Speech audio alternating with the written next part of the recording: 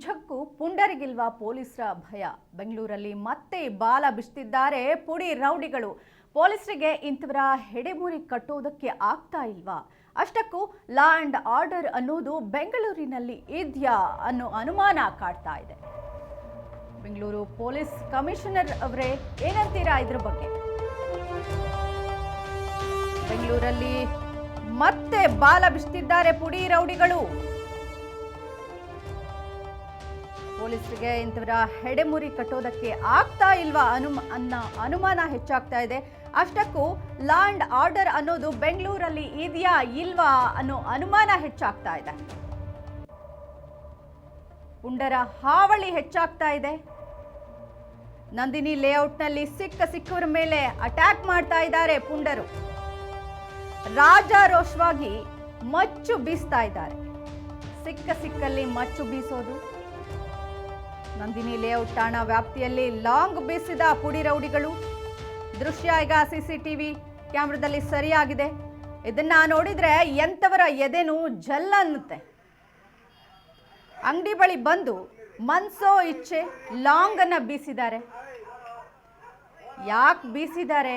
ಇಷ್ಟು ಅಮಾನುಷವಾಗಿ ಯಾಕೆ ಯುವಕರು ವರ್ತಿಸ್ತಾ ಇದ್ದಾರೆ? ಇದ್ರ ಬಗ್ಗೆ ಪೊಲೀಸರೇ ಹೇಳಬೇಕು. ಇತ್ತೀಚೆಗಷ್ಟೇ ಬೆಂಗಳೂರಿನ ಕಮಿಷನರ್ ಸೀಮಂತ್ ಕುಮಾರ್ ಪೊಲೀಸರು ಕಾಲ್ನಡಿಗೆಯ ಗಸ್ತು ತಿರುಗಬೇಕು ಅಂತ ಆದೇಶ ಕೊಟ್ಟಿದ್ರು. ಯಾಕಂದ್ರೆ ಈ ಥರ ಘಟನೆಗಳು ನಡೆದಾಗ ಬೇಗ ಬೆಳಕಿಗೆ ಬರುತ್ತೆ. ಹಾಗಾಗಿ ಚೀತಾ ಮತ್ತು ಹೊಯ್ಸಳ ವಾಹನಗಳಲ್ಲಿ ಗಸ್ತು ತಿರುಗಬಾರ್ದು, ಕಾಲ್ನಡಿಗೆ ಗಸ್ತು ತಿರುಗಬೇಕು. ಹೀಗೆ ಮಾಡೋದ್ರಿಂದ ಪ್ರಕರಣಗಳು ಕಮ್ಮಿ ಆಗುತ್ತೆ ಅಂತ ಸೀಮಂತ್ ಕುಮಾರ್ ಹೇಳಿದರು. ಆದರೆ ಈ ಪ್ರಕರಣಗಳನ್ನ ನೋಡ್ತಾ ಇದ್ರೆ ಲಾ ಆ್ಯಂಡ್ ಆರ್ಡರ್ ಎಲ್ಲಿದೆ, ನಿಜವಾಗ್ಲೂ ಕಾರ್ಯನಿರ್ವಹಿಸ್ತಾ ಇದೆಯಾ ಇಲ್ವಾ ಅನ್ನೋ ಒಂದು ಅನುಮಾನ ಹೆಚ್ಚಾಗುತ್ತೆ.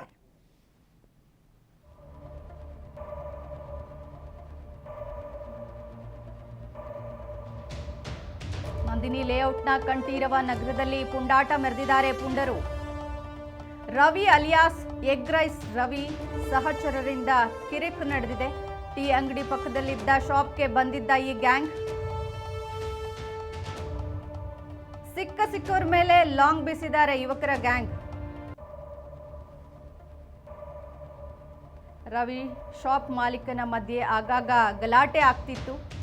ಭಾನುವಾರವೂ ಶಾಪ್ ಬಳಿ ಬಂದು ರವಿ ಮತ್ತೆ ಗ್ಯಾಂಗ್ ಹಲ್ಲೆಯನ್ನ ಮಾಡಿದ್ರು. ಇದು ಸಿಸಿಟಿವಿಯಲ್ಲಿ ಸರಿಯಾಗಿತ್ತು. ಹಲ್ಲೆ ನಡೆದಿರುವಂತಹ ದೃಶ್ಯ.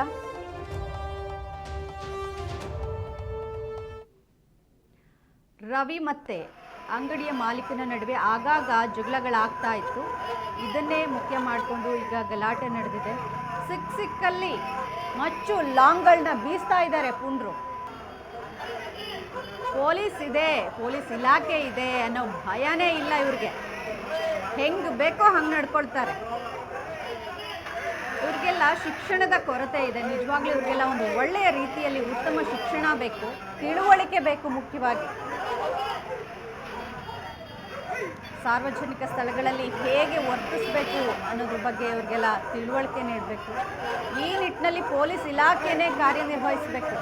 ಇತ್ತೀಚೆಗೆ ಸೀಮಂತ್ ಕುಮಾರ್ ಅಧಿಕಾರ ಸ್ವೀಕರಿಸಿದಾಗ ಹೇಳಿದರು, ನೋಡ್ರಪ್ಪ ಪೊಲೀಸ್ ಅವರೆಲ್ಲರೂ ಗಸ್ತು ತಿರುಗಬೇಕು, ಕಾಲ್ನಡಿಗೆಯಲ್ಲಿ ಓಡಾಡಬೇಕು.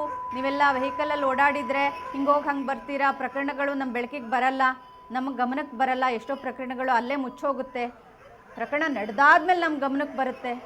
ನಾವು ಮುಂಚೆನೇ ಗಸ್ತು ತಿರುಗಿದ್ರೆ ಪ್ರಕರಣಗಳೇ ನಡೆಯಲ್ಲ, ಈ ಥರ ಗಲಾಟೆಗಳೇ ಆಗಲ್ಲ ಅಂತ ಸೀಮಂತ್ ಕುಮಾರ್ ಹೇಳಿದರು. ಒಂದೆರಡು ದಿನ ಕಾಲ್ನಡಿಗೆ ಗಸ್ತು ಕೂಡ ಪ್ರಾರಂಭ ಆಗಿತ್ತು. ಆದರೆ ಅದು ಮುಂದುವರಿಯುತ್ತಾ ಇಲ್ವಾ ಪೊಲೀಸರೇ ಹೇಳಬೇಕು.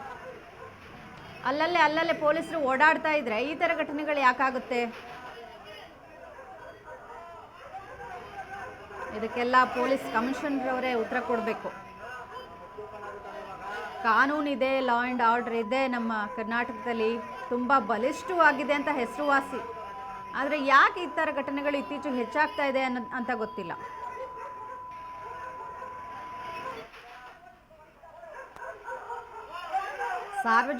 ಸಾರ್ವಜನಿಕ ಸ್ಥಳಗಳಲ್ಲೇ ಈ ಥರ ಪುಂಡಾಟ ಮೆರೆದ್ರೆ ಯುವಕರು